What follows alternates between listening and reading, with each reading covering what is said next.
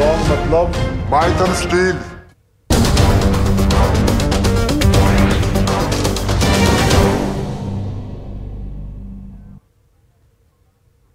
नमस्कार, 9 की 9 खबर देख रहे हैं आप। आपके साथ मैं हूं शिप्रा झा। बुलेटिन की शुरुआत करेंगे इस वक्त की बड़ी खबर के साथ और बड़ी खबर वैशाली से है, जहां बिजली विभाग के कर्मचारी की हत्या कर दी गई। अपराधियों ने 7 गोली मारी है। बाइक सवार 2 अपराधियों ने गोलीबारी की वारदात को अंजाम दिया। घटनास्थल से 4 खोखा बरामद किया गया है। आपको बता दें कि किराना दुकान पर अजय तिवारी बैठे थे। अजय तिवारी की पत्नी पंचायत समिति सदस्य हैं, जिसको गोली मारी गई है। सदर थाना के केदार चौक की एक घटना बताई जा रही है। वैशाली से आपको यह बड़ी खबर बता रहे हैं, जहां बताया जा रहा है कि पंचायत समिति सदस्य के पति अजय तिवारी की गोली मारकर हत्या कर दी गई है। बिजली विभाग के कर्मचारी की हत्या की गई है। 7 गोली अपराधियों ने वहां पर चलाई है, 7 गोली मारी गई है और बाइक सवार 2 अपराधी घटनास्थल पर पहुंचे थे और तभी गोलीबारी की वारदात को अंजाम देकर वहां से भाग गए। किराना दुकान पर उस वक्त अजय तिवारी बैठे हुए थे, तभी 2 की संख्या में अपराधी वहां पहुंचे और दनादन 7 गोलियां दाग दी। प्रफुल्ल हमारे सहयोगी अधिक जानकारी के साथ जुड़े हुए हैं। प्रफुल्ल, क्या अपडेट है? देखिए, ये सुबह की घटना है और सुबह जब लाइनमैन है बिजली विभाग के एक अजय कुमार तिवारी, वो अपने उनका किराना दुकान भी है, उस दुकान पे बैठे हुए थे। तभी बाइक सवार 2 अपराधी आते हैं और उनसे सिगरेट मांगा है। सिगरेट मांगने के बाद ताबड़तोड़ जो है गोलियों की बौछार जो है लाइनमैन पे कर दी गई और मौके पर ही उनकी मौत हो गई है। घटना से को लेकर काफी आक्रोश है और लोग जो है वहाँ अभी अस्पताल में जो है उनका पोस्टमार्टम कराया जा रहा है और स्थानीय विधायक जो है हाजीपुर के, वो भी वहाँ मौके पर पहुंचे हैं। तो कहीं ना कहीं पुलिस के लिए एक बड़ी चुनौती है और अपराधी जिस तरह से बेखौफ होकर दिन दहाड़े इस तरह की घटना को अंजाम देना, तो कहीं ना कहीं पुलिस की गश्ती और पुलिस की कार्यशैली पर जो है बड़ा सवाल है।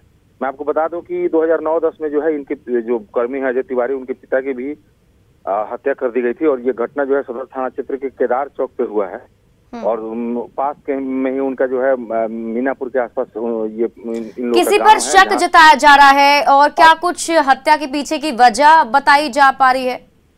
जी देखिए, परिजन तो अभी उस हाल में नहीं, लेकिन उनके जो छोटे भाई हैं उनसे मेरी बात हुई है। उन्होंने स्पष्ट तौर पे कहा कि अभी फिलहाल उस तरह की कोई दुश्मनी सामने नहीं आ रही है और कोई स्पष्ट कारण अभी समझ में नहीं आ रहा है कि इतनी सुबह इस तरह से निर्मम हत्या गोली मार कर दी गई है। तो अभी परिजन कुछ बताने को तैयार नहीं है। स्पष्ट तौर पे कुछ समझ में नहीं आ रहा है परिजनों को कि किन लोगों का ये काम हो सकता है, लेकिन पुलिस मौके पर पहुंची और पुलिस अब मामले की छानबीन में जुट गई है। मौके से खोखा भी बरामद किया गया है और पुलिस तमाम पहलुओं की जांच कर रही है, लेकिन परिजन अभी फिलहाल उनको समझ में नहीं आ रहा है कि वो किन पे शक करें और किन लोगों की ये घटना हो सकती, किन लोगों द्वारा इस घटना को अंजाम दिया गया है, ये उनकी समझ में फिलहाल नहीं आ रहा है। उन लोगों ने साफ तौर पे कहा है कि अभी किसी की तरह मतलब। चलिए, आप इस पूरी खबर पर नजर बनाए रखिए। बहुत बहुत शुक्रिया तमाम जानकारी के लिए प्रफुल्ल। बढ़ते हैं आगे और इसी बीच औरंगाबाद से एक और बड़ी खबर आपको बता दें। खलिहान में आग से हड़कंप मच गया है। किसानों को काफी नुकसान हुआ है। 1200 बोझा धान जलकर खाक हो गया। काफी मशक्कत के बाद किसी तरीके से आग बुझाई गई। आप सोच लीजिए किसान कितनी मेहनत से इस पूरे फसल को उगाए थे और अब खलिहान में उसे रखा गया था और अचानक से खलिहान में आग लग गई, जिसमें बताया जा रहा है किसानों का काफी नुकसान हुआ है और 1200 बोझा धान जलकर खाक हो गया। तस्वीर आप देखिए वहां की, ये खलिहान की तस्वीर हम आपको दिखा रहे हैं जहां पर धान को रखा गया था। यहां पर 1200 बोझा धान थे जो जलकर खाक हो चुके हैं। और छपरा से एक और बड़ी खबर है। शराब कांड में बड़ी कार्रवाई की गई है, जिसके तहत 2 चौकीदार को बर्खास्त कर दिया गया है। मकेर के गणेश मांझी और मढ़ौरा के हसनपुरा के माणिक राय बर्खास्त कर दिए गए हैं। शराब बिक्री में शामिल होने का आरोप इन दोनों पर है। डीएम ने दोनों को बर्खास्त कर दिया है। आपको बता दें, जहरीली शराब कांड से यहां पर 81 लोगों की अब तक मौत हो चुकी है। हालांकि प्रशासन की तरफ से अब तक 42 लोगों की मौत की पुष्टि की गई है, लेकिन इन दोनों जो चौकीदार हैं इनकी संलिप्तता इसमें पाई गई, जिसके बाद डीएम ने ये बड़ी कार्रवाई की है।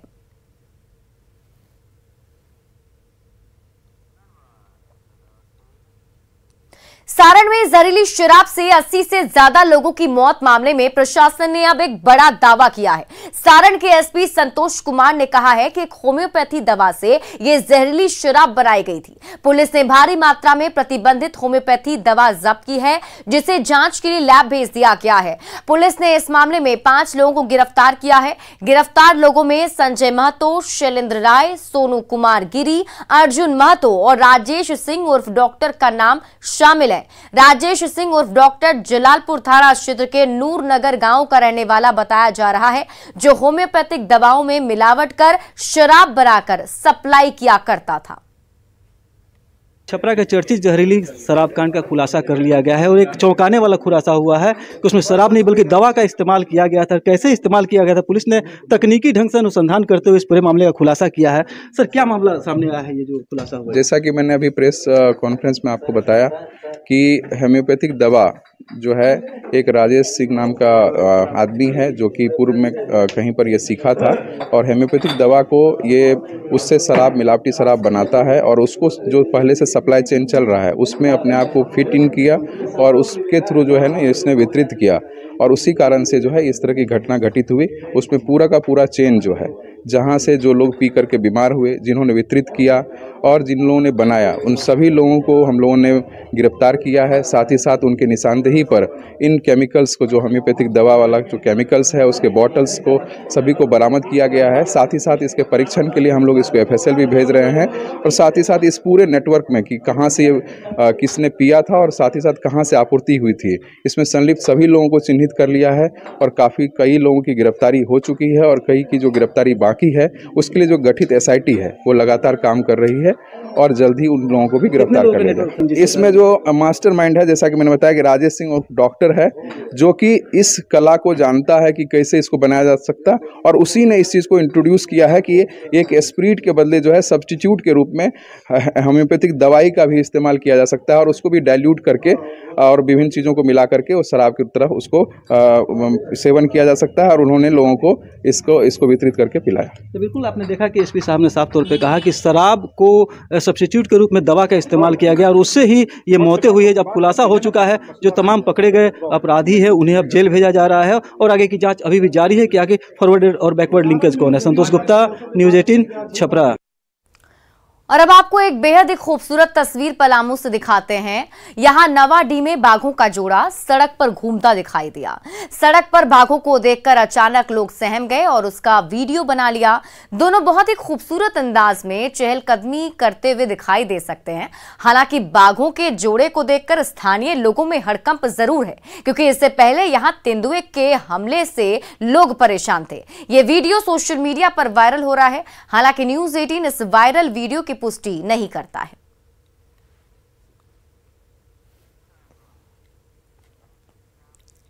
गोपालगंज पुलिस ने लूट की योजना बनाते 8 अपराधियों को गिरफ्तार कर जेल भेज दिया है। साथ ही 6 लूटकांड का उद्भेदन भी किया।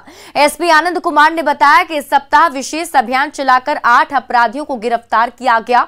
इनमें नगर थाने की पुलिस ने 3 और कुचायकोट थाने की पुलिस ने 5 अपराधियों को हथियार के साथ गिरफ्तार किया है। एसपी ने कहा कि लूटे गए 5 मोबाइल, 2 अवैध हथियार, कारतूस समेत अन्य सामान बरामद किए गए हैं।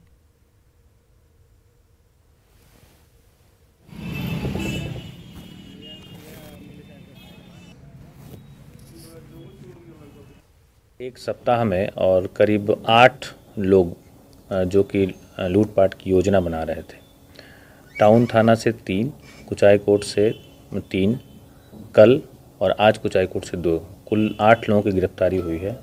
और इसमें सबसे महत्वपूर्ण जो गिरफ्तारी रही है टाउन थाना में, जिसमें 3 व्यक्तियों की गिरफ्तारी हुई है और उसमें 6 लूट के कांडों का उद्भेदन हुआ है और 1 लूटी हुई मोटरसाइकिल और 5 कांडों में लूटा हुआ मोबाइल एवं पर्स की बरामदगी की गई है।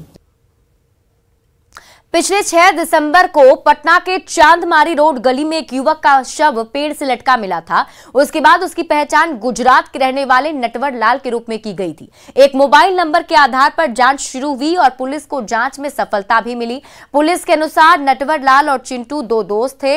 दोनों के बीच संबंध काफी गहरे थे। इसी बीच पैसे को लेकर विवाद शुरू हुआ और चिंटू ने नटवर लाल को अपने रास्ते से हटाने का प्लान बनाया। उसकी हत्या कर शव को पेड़ से लटका दिया। पुलिस ने आरोपी चिंटू को गिरफ्तार कर लिया है।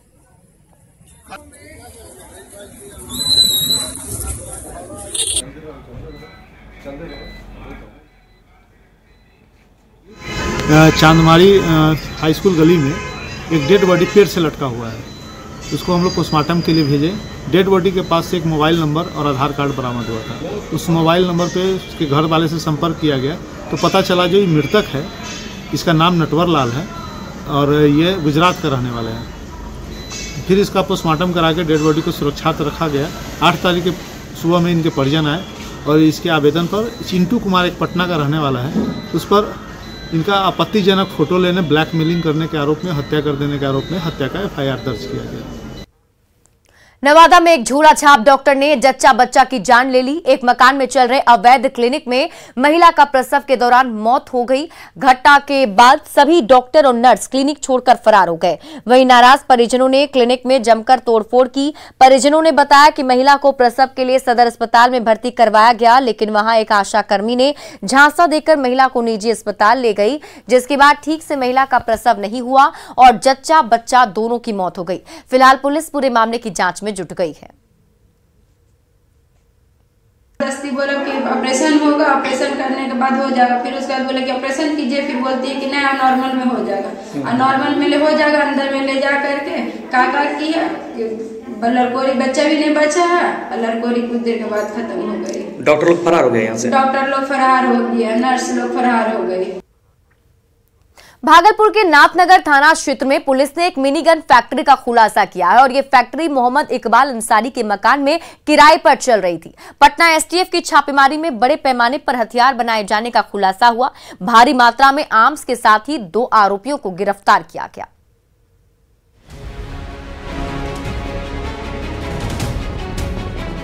तस्वीरों में दिख रही मशीनें किसी लघु उद्योग के तहत तैयार किए जा रहे प्रोडक्ट्स के निर्माण की नहीं, बल्कि यहाँ तो चलाई जा रही है हथियारों की मिनी फैक्ट्री, जिसका पर्दाफाश STF की टीम ने किया है। ये नजारा भागलपुर के नाथनगर थाना क्षेत्र के चंपानगर के हकीम सालेन का है, जहां किराए के मकान में चल रहे अवैध मिनी गन फैक्ट्री का खुलासा हुआ है। पटना STF और नाथनगर पुलिस की संयुक्त छापेमारी में मिनी गन फैक्ट्री का खुलासा हुआ। इस दौरान 2 युवकों को कई अर्धनिर्मित हथियारों के साथ अरेस्ट किया गया। और ये इसमें से एक युवक मुंगेर जिला का रहने वाला है और एक नौगछिया जिले का रहने वाला है। इनसे पूछताछ के आधार पर इन्होंने बताया कि फैसल नामक एक युवक है और इनसे ये सारे हथियार ये खरीदने आया था और इनकी सूचना के आधार पर फैसल के घर पर छापेमारी की गई और उसके यहाँ से काफ़ी मात्रा में हथियार बनाने का सामान बरामद किया गया है। फैसल की गिरफ्तारी नहीं हो पाई है, उसकी गिरफ्तारी के लिए टीम लगी हुई है।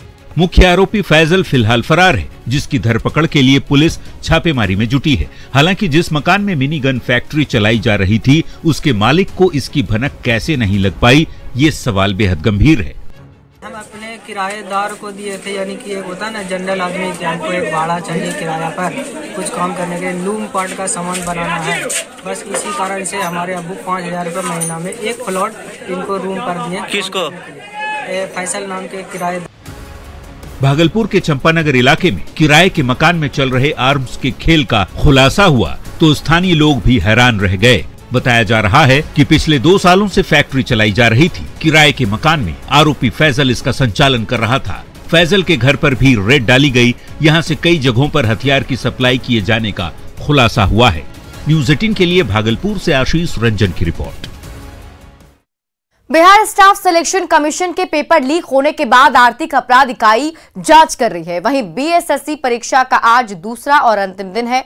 ऐसे में गोपालगंज के सभी 7 परीक्षा केंद्रों पर सुरक्षा व्यवस्था के कड़े इंतजाम किए गए हैं ताकि आज का पेपर लीक ना हो सके। परीक्षा के पहले दिन पेपर लीक होने के बाद BSSC के परीक्षार्थियों ने क्या कुछ कहा, बातचीत की न्यूज़ 18 संवाददाता गोविंद कुमार ने। BSSC यानी बिहार स्टाफ सिलेक्शन कमीशन की आज परीक्षा का दूसरा दिन है और कल परीक्षा का प्रश्न पत्र जो है सोशल मीडिया पर वायरल हो चुका था। वायरल होने के बाद देर शाम जो है शिक्षा मंत्री ने इस पूरे मामले में जांच के आदेश दिए हैं और इस पूरे मामले में आर्थिक अपराध इकाई की टीम ने FIR भी दर्ज कर ली है। आज परीक्षा का दूसरा दिन है और ऐसे में जो परीक्षार्थी हैं वो क्या सोच रहे हैं, इनके मन में क्या चल रहा है, जानने के लिए हम पहुंचे हैं गोपालगंज के DAV सेंटर पर। आज दूसरा दिन है जी, आज एग्ज़ाम का लास्ट और आखिरी दिन है और हम यही कहना चाहते हैं कि इतना दूर से हम लोग आए हैं कि 4-4 ट्रेनें बदली करके और रात में धक्का मुक्की खाते हुए आए हैं। यहाँ तक कि बैठने का जगह नहीं, हम लोग टॉयलेट में बैठ करके आए हैं। इतना कष्ट में अगर ये पेपर लीक हो जाता है तो ये हम लोग को बड़ा ही दुर्भाग्य की बात है। इसीलिए हम आयोग से चाहते हैं कि ऐसा कदम ना हो। पेपर लीक हो गया था, उसके लिए डर लगा हुआ है कि हम लोग का भी आज का पेपर भी ना लीक हो जाए। बहुत परेशानी हो रहा है सर। ये कहा के नियम है सर, बताइए कि कोट पहन का ये जूता खोल दीजिए, नहीं तो मैंने हम लोग कहाँ रखेंगे। चप्पल लेकर आए हैं आप? नहीं सर। कैसे देंगे? ऐसे जाएंगे नंगे पाँव? हाँ, नंगे पाँव जाएंगे। कल पेपर भी लीक होने की अफवाह उड़ी। बहुत दुख का बात है। हम लोग ट्रेन से आ रहे तभी हम लोग का डर बन रहा है, हम लोग पहुँचे वहाँ पर ऐसा ना कि हम लोग के पेपर कैंसिल हो जाए। अगर जो कहीं अगर कैंसिल हो गया तो कौन देगा ये 1500 रुपया? आप भर रात जगह है, मच्छर काटा है, बसें में बिता दिए हैं। हम यही कहेंगे कि आज का पेपर लीक ना हो, बस अच्छा से हम लोग दें और अपने अपने घर जाएं। तो ये तमाम परीक्षार्थी हैं और मन में इनके कहीं ना कहीं शंका भी है कि पेपर रद्द ना हो। यदि रद्द भी हो जाता है तो इन्हें काफ़ी परेशानियों का सामना करना पड़ता है और ये काफ़ी दूर से आए हैं और बारिश भी इस वक्त जो है हो रही है, कड़ाके की ठंड है। ऐसे में जो परीक्षार्थी हैं वो डरे और सहमे हुए हैं। गोविंद कुमार, न्यूज़ 18 गोपालगंज।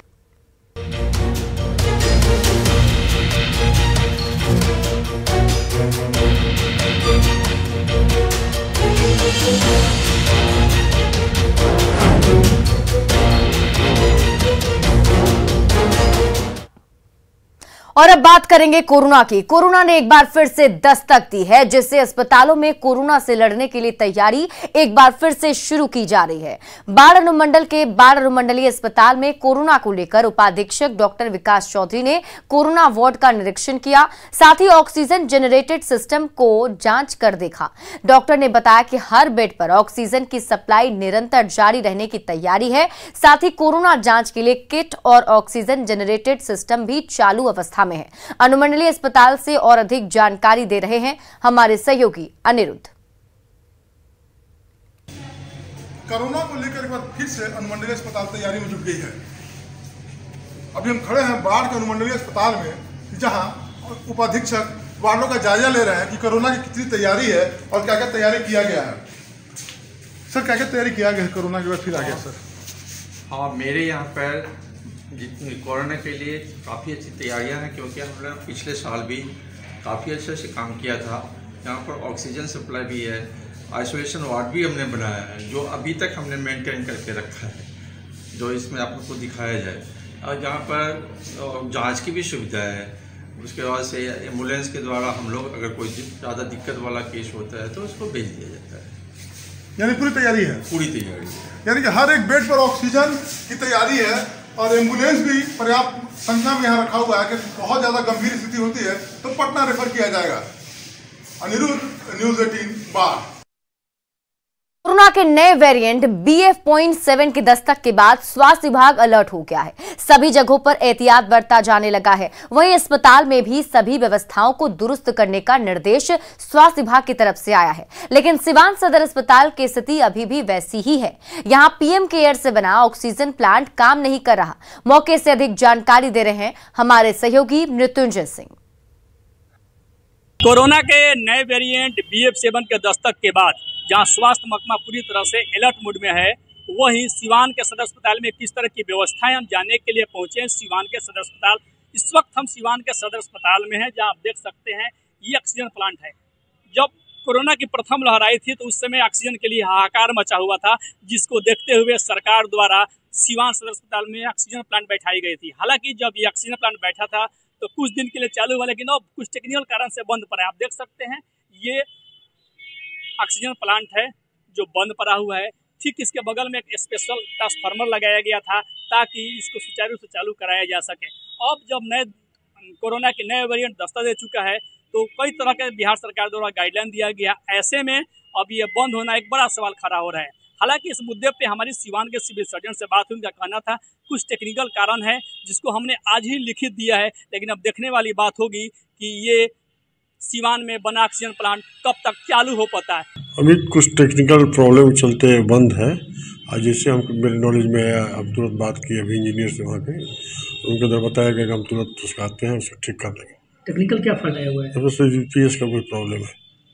कब पहले चल रहा था? पहले चल रहा था, पहले उसको ठीक था। यूपीएस का कोई प्रॉब्लम है, इसलिए आज ठीक करेंगे। तो नए वेरिएंट BF दस्तक दे चुका है, स्वास्थ्य महकमा अलर्ट पे, तो ऐसे में सीवान में क्या समस्या आएगी जब तो उस बन जाएगा, उसके बाद आने पहले तैयार कर लिया जाएगा। बाकी और लोग हम लोग पूरा इसकी तैयारी कर रहे हैं, हॉस्पिटल रेडी कर रहे हैं उसके लिए। मृत्युंजय सिंह, न्यूज़ 18 सीवान।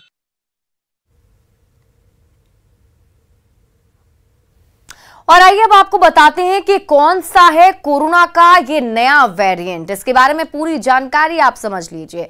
तो इस समय चीन में कोरोना का जो वायरस सबसे ज्यादा कहर बरपा रहा है उसका नाम है BF.7 और इसके साथ सबसे बुरी बात यह है कि अब तक कोविड के जितने भी वेरिएंट आए हैं ये उनमें सबसे अधिक तेजी से फैलने वाला वेरिएंट माना जा रहा है। रिपोर्ट्स की माने तो BF.7 से एक व्यक्ति अगर संक्रमित हुआ तो 18 लोगों तक संक्रमण फैल सकता है। BF.7 ओमिक्रॉन का ही सब वेरिएंट है। आप इसे कोविड-19 की चौथी पीढ़ी का वेरिएंट भी कह सकते हैं, जिससे बहुत अधिक दहशत फैलाई है। हालांकि इसका संक्रमण अभी हमारे देश में बेहद सीमित है, लेकिन चीन से जिस तरह की खबरें सामने आ रही हैं उससे डर का माहौल जरूर बन गया है।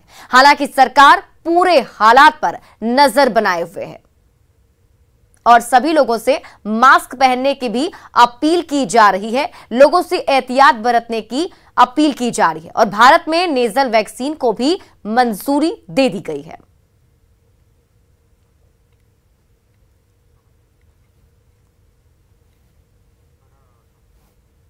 और आज राजधानी पटना में सुबह से ही गहरा कुहासा देखा जा रहा है। लोग सावधानी बरतते हुए दिन में भी लाइट जलाकर गाड़ियां चला रहे हैं। बंगाल की खाड़ी से चल रही पछुआ हवा के कारण बिहार के लगभग सभी जिलों में तेजी से तापमान में गिरावट आई। मौसम विभाग के अनुसार अगले 3 दिनों में तापमान में और भी ज्यादा गिरावट आएगी, जिससे परेशानी बढ़ सकती है। पटना से और अधिक जानकारी दे रहे हैं हमारे सहयोगी रवि एस नारायण। बिहार भर में लगातार गिरते तापमान और पछुआ हवाओं ने जो ठंड है उसे बढ़ा दिया है। और आपको बताएं कि जिस कदर लगातार तेज हवाएं चल रही हैं, ठंड बढ़ रही है, तापमान जो गिर रहा है, इससे जो कुहासा है उसमें भी खासा वृद्धि देखी जा रही है। बंगाल की खाड़ी से आ रही जो तेज हवाएं हैं और जो नमी है उसके कारण पूरे बिहार में आपको बता दें लगभग 14 ऐसे जिले हैं जहां पे घना कोहरा जो है वो देखा जा रहा है। और जो हम तस्वीरें दिखा रहे हैं ये पटना की तस्वीरें हैं। यहाँ पे देखिए पटना का ये बेली रोड है, लेकिन कुहासा के कारण जो है इसकी जो विजिबिलिटी है बामुश्किल 100 से 150 मीटर की है।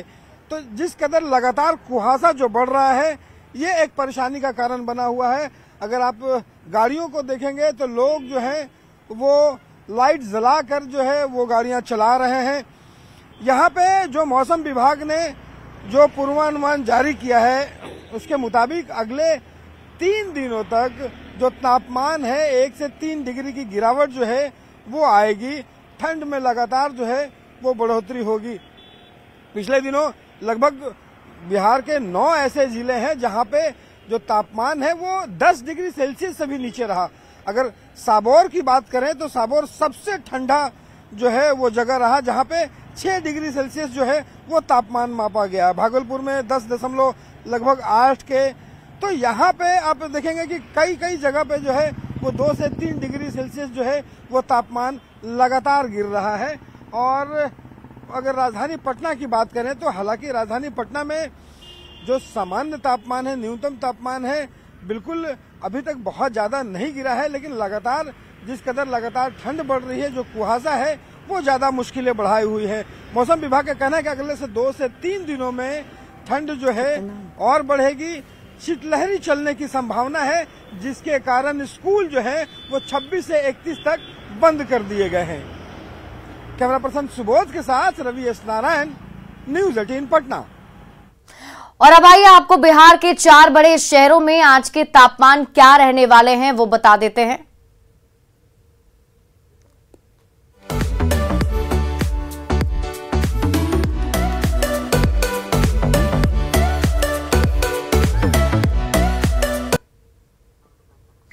और आपके शहर में आज पेट्रोल डीजल का क्या रेट रहने वाला है वो हम आपको आपके स्क्रीन पर दिखा रहे हैं। और फिलहाल इस बुलेटिन में अभी के लिए बस इतना ही। आप देखते रहिए न्यूज़ 18 बिहार झारखंड।